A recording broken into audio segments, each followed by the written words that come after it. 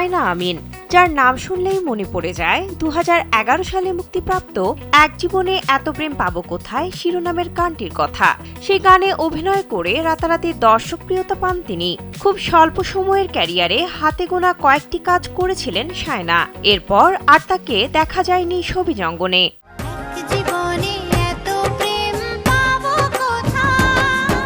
কিন্তু দীর্ঘদিন তাকে পর্দায় দেখা না গেলেও ভক্তদের হৃদয় থেকে হারিয়ে যাননি শায়না। সোশ্যাল মিডিয়ায় নিয়মিত ছবি পোস্ট করে আজও ভক্তদের সঙ্গে সংযোগ রেখে চলেছেন এই সুন্দরী। সম্প্রতি সুইজারল্যান্ডের বরফ ঢাকা পাহাড়ে তার নান্দনিক শীতবিলাস নতুন করে নজর কাড়ল ভক্তদের। সঙ্গে প্রকাশ পেল তার এক গ্ল্যামারাস উপস্থিতি। স্যান্ডেলিনা সো, রূপচর্চায় আভিজাত্য।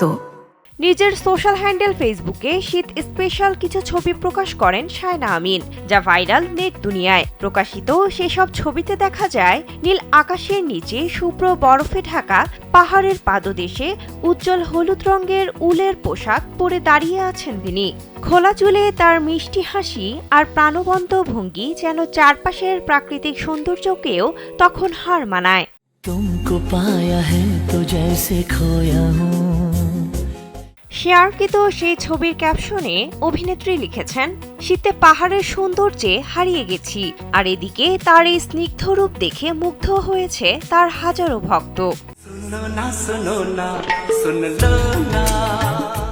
আলো ঝলমলে সবিজের জীবন পেছনে ফেলে শায়না আমিন বেছে নিয়েছেন একান্ত পারিবারিক শান্তি। দীর্ঘদিন ধরে স্বামী ও সন্তানকে নিয়ে প্রবাসে সুখের দিন কাটাচ্ছেন তিনি।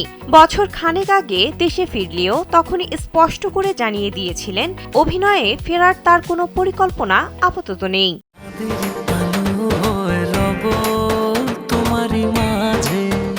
তবে পর্দা থেকে দূরে থাকলেও ভক্তদের কাছ থেকে নিজেকে সরিয়ে নেননি শায়না। প্রবাসের নিরিবিলি জীবনে নিজের মতো করে সাজানো নান্দনিক মুহূর্তগুলো নিয়মিত ভাগ করে নিচ্ছেন অনুরাগীদের সঙ্গে। তাই হয়তো বলা যায় ক্যামেরার আলো নয়, আজ শায়না আমিনের জীবনের কেন্দ্র জুড়ে রয়েছে শান্তি, পরিবার আর এক ভিন্ন রকম সুখের গল্প।